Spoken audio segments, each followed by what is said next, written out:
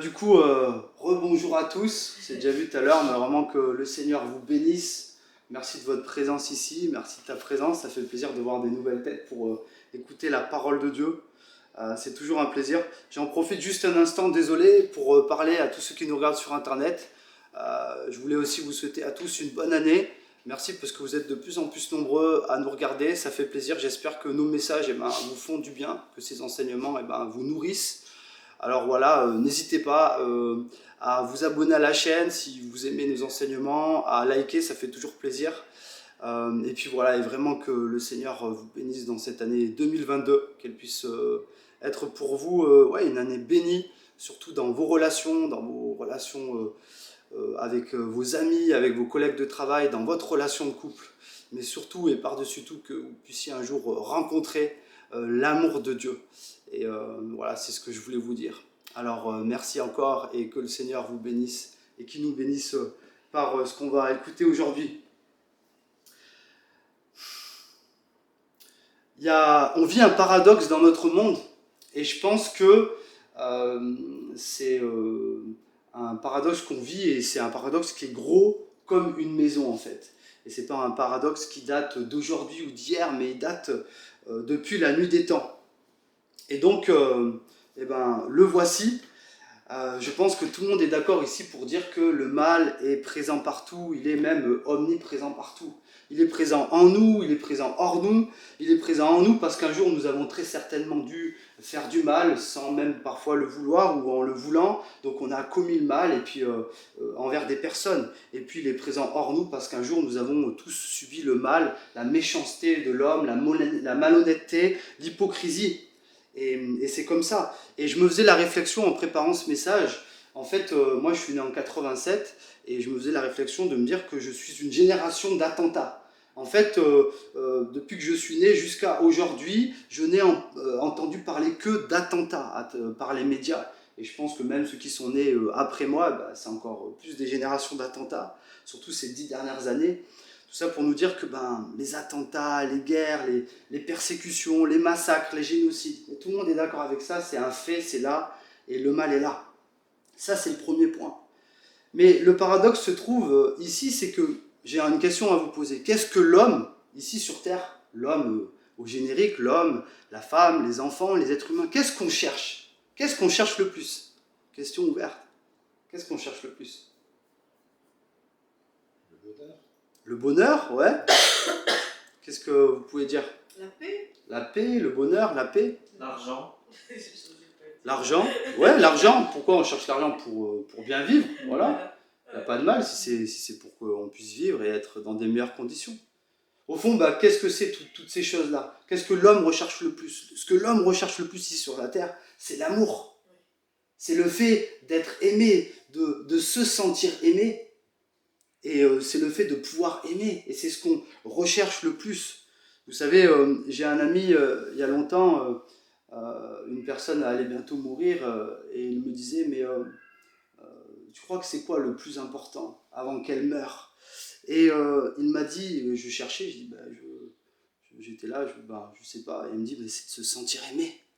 Et c'est ce que l'homme, et c'est ce que la femme, et c'est ce que les enfants, et c'est ce qu'on veut. Et le paradoxe, donc, vous l'avez trouvé, il est ici. Comment se fait-il que sur notre terre, il y ait autant de mal qui soit hors nous, au-dedans de nous, il est partout, il est omniprésent, il est là, et c'est ce qu'on vit, quand bien même l'homme est capable de faire les plus belles choses, il est capable de faire aussi les pires. Et donc il y a cette première vérité, ce premier fait, et la Bible en parle, hein.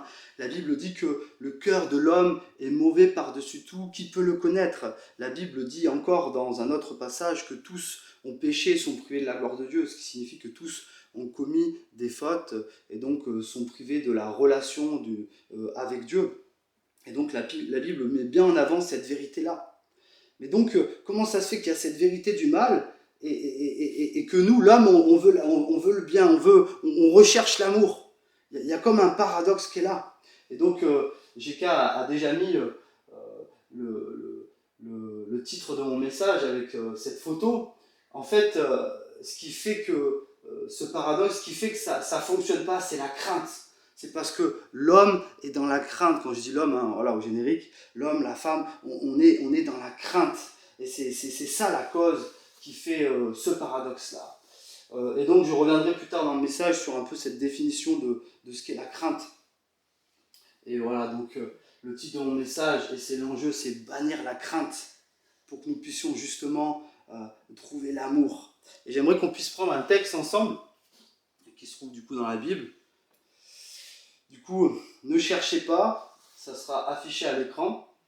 Donc c'est dans l'épître de Jean, donc dans la première épître de Jean, 1 Jean au chapitre 4, et je dirais à partir du verset 7 jusqu'au verset 21. Donc c'est une assez grosse lecture, mais moi je trouve que c'est important, parce que je voulais vraiment prendre le texte dans son ensemble. Il y a 14 versets. Donc 1 Jean 4, versets 7 à 21. Je lis dans la version Summer. Mes chers amis, aimons-nous les uns les autres, car l'amour vient de Dieu. Celui qui aime est né de Dieu, et il connaît Dieu. Qui n'aime pas n'a pas connu Dieu, car Dieu est amour. Voici comment Dieu a manifesté son amour pour nous. Il a envoyé son Fils unique dans le monde pour que, par lui, nous ayons la vie. Voici en quoi consiste l'amour. Ce n'est pas nous qui avons aimé Dieu, mais c'est lui qui nous a aimés. Aussi a-t-il envoyé son Fils pour expier nos péchés. Mes chers amis, puisque Dieu nous a tant aimés, nous devons, nous aussi, nous aimer les uns les autres. Dieu, personne ne l'a jamais vu. Mais si nous nous aimons les uns les autres, Dieu demeure en nous, et son amour se manifeste pleinement parmi nous. Voici comment nous savons que nous demeurons en lui et qu'il demeure en nous, c'est par son esprit qu'il nous a donné. Nous l'avons vu de nos yeux et nous en parlons en témoin. Le Père a envoyé son Fils pour être le sauveur du monde. Si quelqu'un reconnaît que Jésus est le Fils de Dieu, Dieu demeure en lui et lui en Dieu. Et nous avons connu l'amour que Dieu nous porte et nous y avons cru. Dieu est amour. Celui qui demeure dans l'amour demeure en Dieu et Dieu demeure en lui. Et voici pourquoi l'amour se manifeste pleinement parmi nous. C'est pour que nous ayons une entière assurance au jour du jugement. D'autant plus que notre situation dans ce monde est celle que Christ a connue lui-même. Dans l'amour, il n'y a pas de place pour la crainte, car l'amour parvenu à une pleine maturité chasse toute crainte. En effet, la crainte suppose la perspective d'un châtiment. L'amour de celui qui vit dans la crainte n'est pas encore parvenu à sa pleine maturité. Quant à nous, nous aimons parce que Dieu nous a aimés le premier. Si quelqu'un prétend aimer Dieu tout en détestant son frère, c'est un menteur. Car s'il n'aime pas son frère qu'il voit, il ne peut pas aimer Dieu qu'il ne voit pas. D'ailleurs, Christ lui-même nous a donné ce commandement, que celui qui aime Dieu aime aussi son frère. On remarque que dans ce texte, il y a comme une indication au premier verset, au verset 7, un ordre, un devoir. C'est quoi ? Aimons-nous les uns les autres. Il est au verset 7, il revient au verset 11, et puis en quelque sorte on peut dire au verset 21. Donc il y a comme une pensée à avoir, c'est ça qu'il faut faire ressortir du texte. Aimons-nous les uns les autres. Et au verset 7, il est dit, celui qui aime est né de Dieu et il connaît Dieu. Et donc, évidemment, il y en a, ils vont dire, ah bah alors ça veut dire si, je ne sais pas si vous avez déjà lu ce passage, mais la première fois que j'ai lu, j'ai dit, bah attends, qu'est-ce qu'il veut dire ce verset ? Ça veut dire que si quelqu'un, un non-chrétien, et ben du coup, parce qu'un non-chrétien, il aime, les gens, ils s'aiment entre eux, il aime sa femme, il aime ses enfants, donc ça veut dire du coup que il est né de Dieu, ça veut dire qu'il connaît Dieu parce qu'il aime. En fait, il faut savoir ici que Jean, il écrit à des chrétiens. Et donc, il n'écrit pas à des non-chrétiens, il écrit à des chrétiens et il est en train de leur dire en quelque sorte que la caractéristique, ce qui définit le chrétien, c'est ce qui fait en fait qu'il aime l'autre. Ça doit être ancré en nous en tant que chrétiens, ça doit être notre ADN. En fait, ça ne devrait pas être difficile.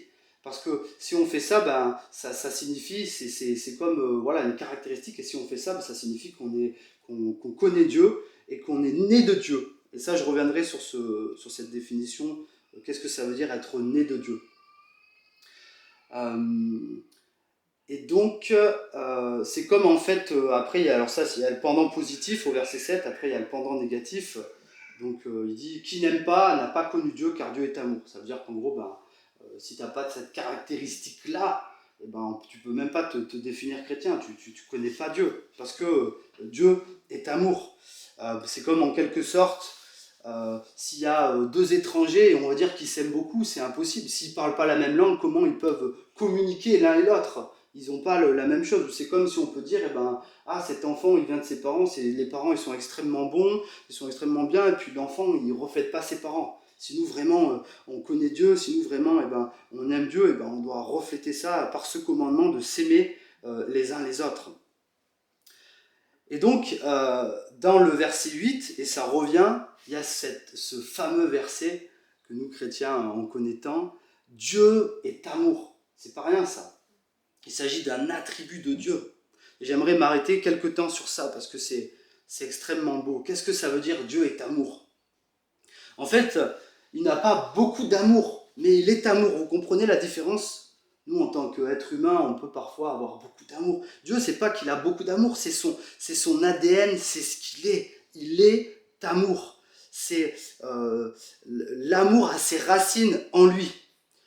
Et Dieu, il aime non parce qu'il rencontre des êtres dignes de son affection, mais parce que c'est sa nature d'aimer. Son amour pour nous ne dépend pas de ce que nous sommes, mais de ce que lui est. Et moi, je peux vous dire quelque chose, chez aucun homme ici-bas, nous pouvons rencontrer cela. Un amour, on ne peut pas rencontrer quelqu'un et dire ah ben c'est sa nature, c'est son attribut, il est amour. On peut avoir beaucoup d'amour et souvent on aime parce qu'il y a une contrepartie derrière. Parce que on aime parce que ah ben, moi j'aime parce que lui il est digne de mon amour, moi j'aime lui parce que lui il peut m'apporter ça. Lui, l'amour de Dieu ne dépend pas de ce que nous sommes, mais de ce que lui est. Et ça c'est magnifique à saisir. Si vous regardez la définition de l'amour sur Google, vous allez trouver sentiment d'affection, d'attachement, attirance, ou sinon vouloir du bien, aider. En fait, pour Dieu, c'est pas exactement ça. Il y a ces choses-là, mais c'est bien plus que cela. Et je pense que vous l'avez saisi. C'est quelque chose qui est en lui et il l'aime d'une manière particulière. C'est vraiment ancré. Et en fait, pour vous expliquer un petit peu plus, parce que je vais prendre mon temps sur ça, la Bible dit que Dieu s'autosuffit. Alors c'est un mot, il y a un mot un peu barbare pour ça. On parle de l'azéité de Dieu, c'est-à-dire que Dieu s'autosuffit. Il n'a pas besoin de nous, il n'a pas besoin de l'univers, il n'a pas besoin de galaxies, il n'a pas besoin qu'il y ait des hommes et des femmes, contrairement à ces dieux grecs.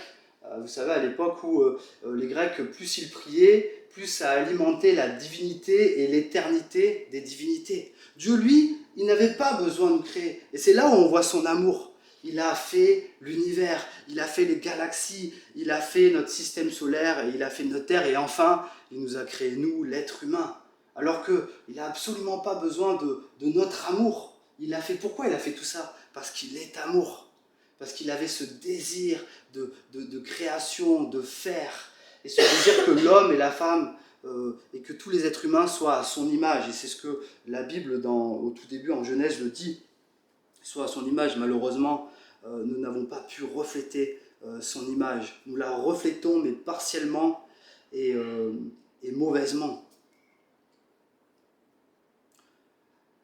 Je réfléchis et je me dis, quand je préparais le message, je me disais, en fait, nous ne méritons pas de vivre. Vous savez ça? Ça, c'est incroyable. Nous ne méritons pas de vivre.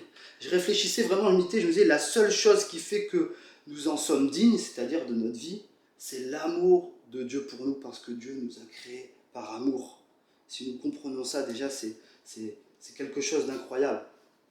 J'ai pris un petit peu mon temps juste pour expliquer cet attribut-là, juste au verset 8, et donc il revient aussi au verset 16, il me semble. Donc ça, j'ai expliqué un peu l'amour de Dieu, je suis un peu sorti du texte de la création, tout ça.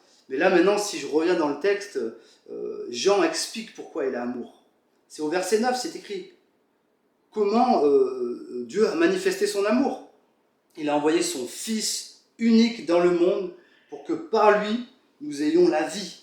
Première chose, pour que nous puissions avoir la vie. Deuxième chose, ça consiste en quoi son amour? Il dit, c'est pas nous qui avons aimé Dieu, mais c'est lui qui nous a aimés, ça revient aussi dans le passage. Et il a envoyé son Fils pour expier nos péchés. Il a envoyé son Fils pour que nous ayons la vie, et il a envoyé son Fils pour expier nos péchés. Et alors, il faut que j'explique ce terme, expier. C'est l'expiation. Qu'est-ce que ça veut dire? En grec, ilasmos.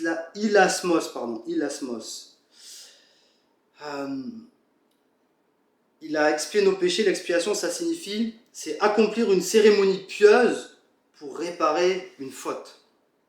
À l'époque, beaucoup de cérémonies avec des animaux qu'on sacrifiait. Et ça, c'était l'Ancien Testament. Et en fait, il faut savoir une chose, c'est que les fautes devant Dieu, le fait justement que le mal parfois c'est en nous, on commet le mal et on le subit, mais le fait qu'on on fait des fautes devant Dieu, et ben, une faute ça ne se pardonne pas facilement. La Bible dit, sans effusion de sang, il n'y a pas de pardon des péchés, c'est-à-dire de pardon des fautes, quant à sa loi, quant à sa moralité.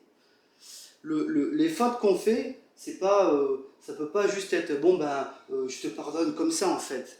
Il y a des conséquences et ça il faut bien en prendre conscience.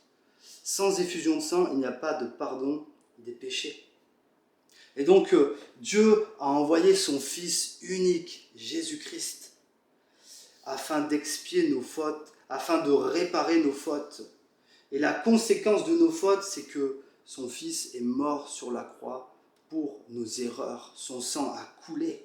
C'est le sang de Christ, de Jésus-Christ. Seulement, il est mort en sacrifice.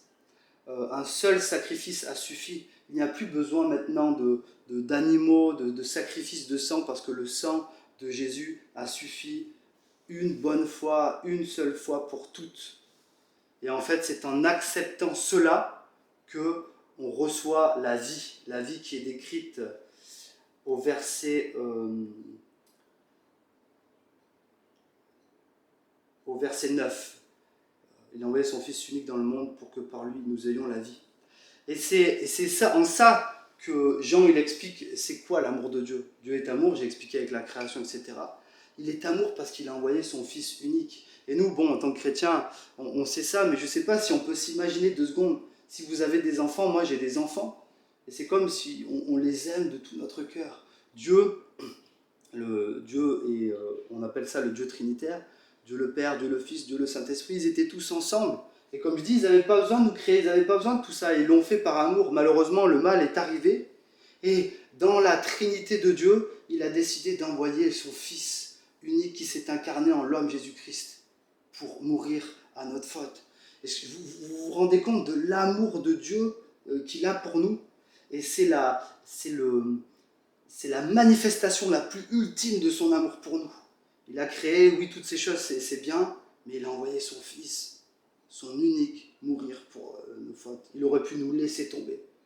C'est ça qu'il faut se dire. Il n'a pas besoin de nous. Il aurait pu nous laisser tomber, mais parce qu'il nous aime tellement, parce qu'il aime sa création, parce qu'il veut sauver. Et c'est un autre verset qui dit un peu plus loin,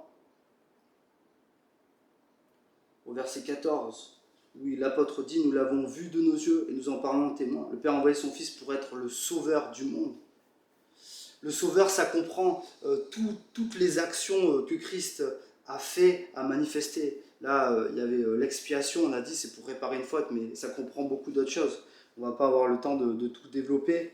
Peut-être la prochaine fois, ça comprend la substitution. Rapidement, je vais quand même l'expliquer. Il s'est substitué, en fait. C'est nous qui aurions dû mourir sur cette croix. Mais Jésus s'est substitué et il était sans péché. C'est pour ça que son sacrifice est parfait. Si c'était moi qui étais allé sur la croix, ou si c'était toi, Dorothée, par exemple, ça aurait rien fait. Pourquoi? Parce qu'on n'est pas parfait, parce qu'on a commis des fautes. Mais Jésus était parfait, du coup son sacrifice est parfait. Il s'est substitué, il a pris notre place.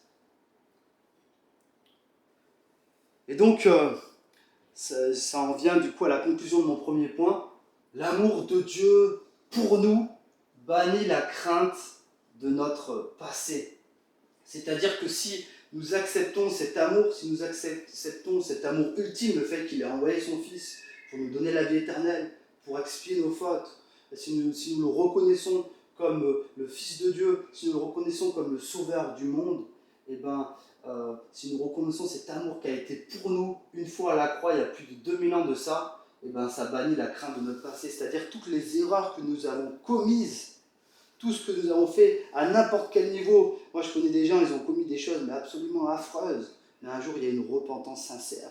Ils ont reconnu cette œuvre à la croix. Ça chasse, ça éradique notre passé. Notre passé, la Bible dit, c'est comme si toutes nos fautes ont été jetées dans l'océan, une bonne fois pour toutes. L'amour de Dieu pour nous bannit la crainte de notre passé. Premier point. J'enchaîne sur la suite. Au verset 11, il est dit « Puisque Dieu nous a tant aimés », vous voyez, et cet ordre qui revient, cet ordre, ce commandement, « Puisque Dieu nous a tant aimés », ou « Parce que Dieu nous a tant aimés », nous devons, nous aussi, nous aimer les uns les autres. On s'aime, vous savez, dans le monde, ceux qui ne sont pas chrétiens, parfois... comment je peux dire ça, ils s'aiment les uns les autres parce que l'autre leur apporte quelque chose. Nous, on doit aimer notre prochain parce que Dieu a manifesté son plus grand signe d'amour envers nous. Il a envoyé son Fils. Et parce qu'il a fait ça, c'est comme un ordre. Il faut que nous nous aimions les uns les autres. Il y a une action volontaire. C'est pas parfois j'ai pas envie. Parfois j'ai pas envie parce que je suis en voiture et puis quelqu'un me fait une crasse et j'ai envie de m'énerver. Je dis ok. Non, il ne faut pas que je fasse ça. Il faut que je casse ce paradoxe que j'expliquais au début, ce paradoxe avec le mal et le fait que je recherche l'amour. Et comment je peux rechercher l'amour ? Je peux rechercher l'amour en me souvenant de l'exemple de Christ, en me souvenant de ce que Dieu le Père a fait, il a envoyé son Fils. Et là, il y a un verset au verset 12 qui est extrêmement beau. Dieu, personne ne l'a jamais vu. Mais si nous nous aimons les uns les autres, Dieu demeure en nous et son amour se manifeste pleinement parmi nous. En effet, il y a beaucoup de personnes, parfois, ils disent « Moi, je vois ce que je crois ». Et moi, je leur dis « Mais tu ne peux pas voir Dieu parce que la Bible dit que Dieu est esprit ». C'est écrit dans l'évangile de Jean. La Bible dit que Dieu est invisible. Donc le fait qu'il soit invisible, le fait qu'il soit esprit, ça veut dire qu'il est immatériel. Mais il y a quelque chose d'incroyable là dans ce verset. C'est que le Dieu qui est invisible aux hommes, on peut le rendre visible par le fait que nous nous aimions les uns les autres, par l'amour que nous avons les uns les autres entre frères. C'est par cette action-là qu'on va rendre visible, qu'on va rendre tangible Dieu. Et ça, ce verset, il est incroyable. Et ensuite, au verset 13, voici comment nous savons que nous demeurons en lui et qu'il demeure en nous, c'est par son esprit. Et je reviens du coup sur l'explication que je voulais vous faire sur né de Dieu, le fait de naître de Dieu. En fait, c'est par le Saint-Esprit qui est en nous que nous arrivons à aimer dans des situations parfois qui sont juste impossibles. C'est pas par nous-mêmes, c'est par l'action de Dieu en nous. Et là, il y a là comme un mystère. Il y a de mon moi, de Olivier, mais il n'y a pas que de mon moi, de Olivier. Il y a Dieu qui m'aide pour ce faire. Si je le prie, si, comme dans le chant qu'on disait tout à l'heure, là, qu'on exprimait devant Dieu, cette lumière qui est en moi, en fait, c'est ce Saint-Esprit qui va m'aider. Et du coup, cette définition-là, cette explication, je veux dire, le né de Dieu, elle vient du coup du même auteur de l'évangile de Jean, Jean au chapitre 3.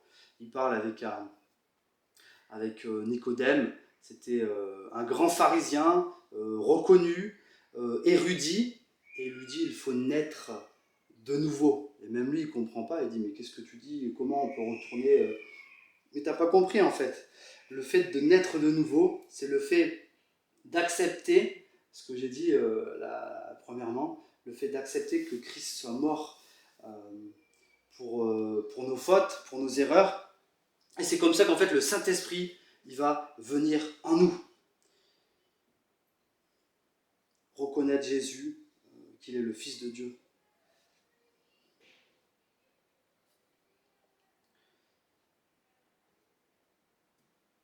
quelqu'un reconnaît que Jésus est le Fils de Dieu, Dieu demeure en lui et lui en Dieu. Et je vais expliquer ça. Qu'est-ce que ça veut dire? En gros, le nous en lui et lui en nous. Nous en Dieu, ça évoque notre communion avec lui, toutes les fois où nous prions, toutes les fois où nous chantons, toutes les fois voilà, où nous l'adorons, où nous lisons la Bible. Nous voulons venir et être en communion avec lui, c'est-à-dire rentrer en relation avec lui. Et c'est ce qu'on expliquait tout à l'heure, la foi c'est une relation avec Dieu. Et donc ça c'est le nous en Dieu, c'est ce que nous pouvons faire. Et le Dieu en nous, ça exprime son action, et ça je l'ai déjà dit, à travers nous, donc par le Saint-Esprit, dont les fruits, eh ben, s'il y en a, et on l'espère, sont vus par ceux qui nous entourent. Et du coup, c'est le deuxième point. L'amour de Dieu en nous bannit la crainte de notre présent. J'aurais pu mettre comme titre l'amour de Dieu en nous nous dirige dans notre vie actuelle. C'est le Saint-Esprit qui est là, qui nous dirige dans notre vie actuelle et qui fait que nous arrivons à aimer notre prochain, que nous arrivons à casser ce paradoxe du mal et à essayer d'aimer davantage. Et j'en arrive à mon dernier point, verset 17. Et voici pourquoi l'amour se manifeste pleinement parmi nous. C'est pour que nous ayons une entière assurance au jour du jugement, d'autant plus que notre situation dans ce monde est celle que Christ a connue lui-même.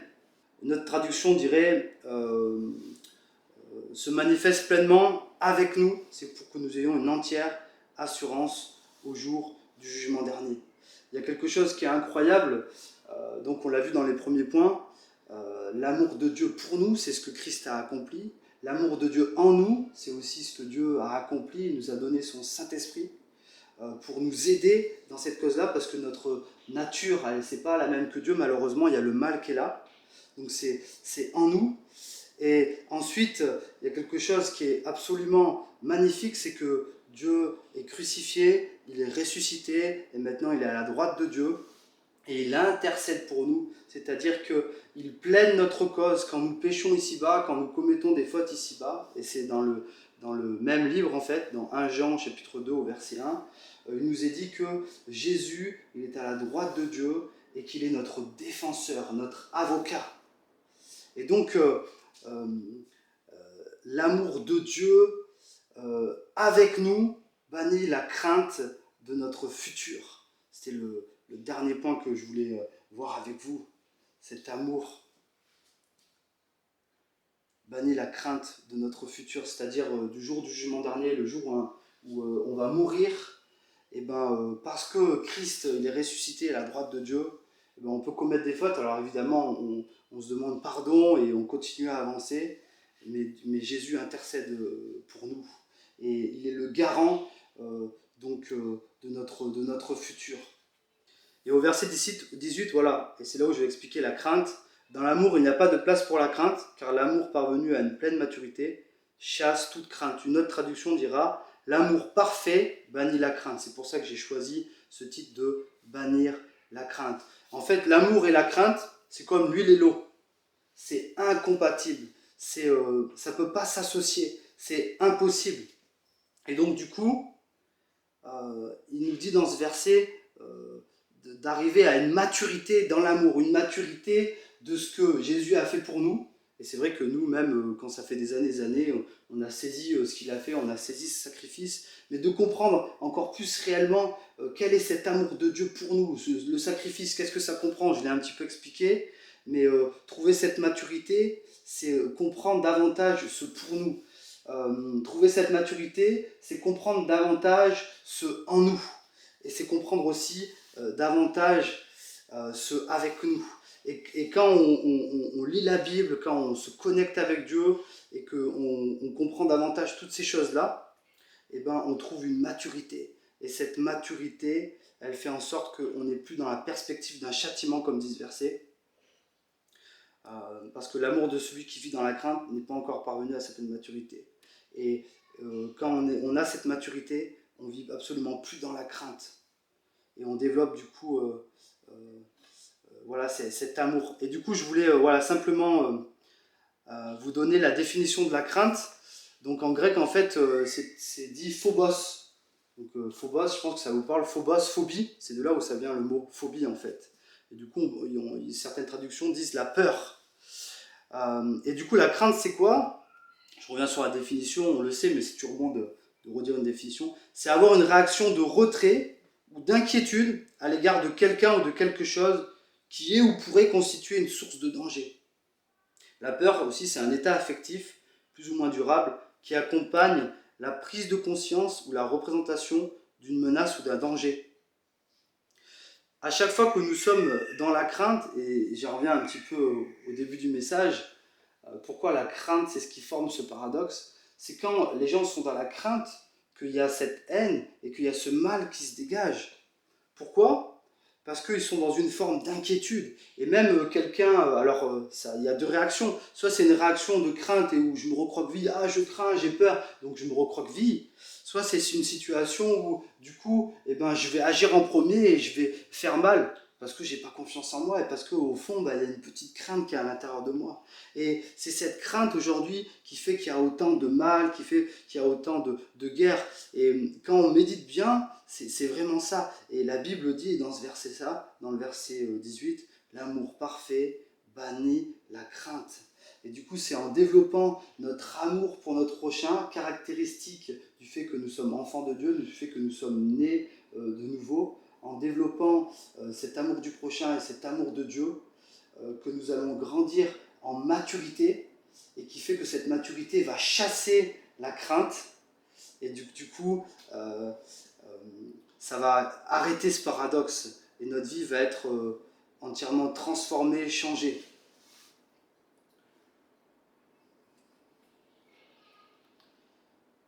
Et je vais juste faire un petit dernier commentaire sur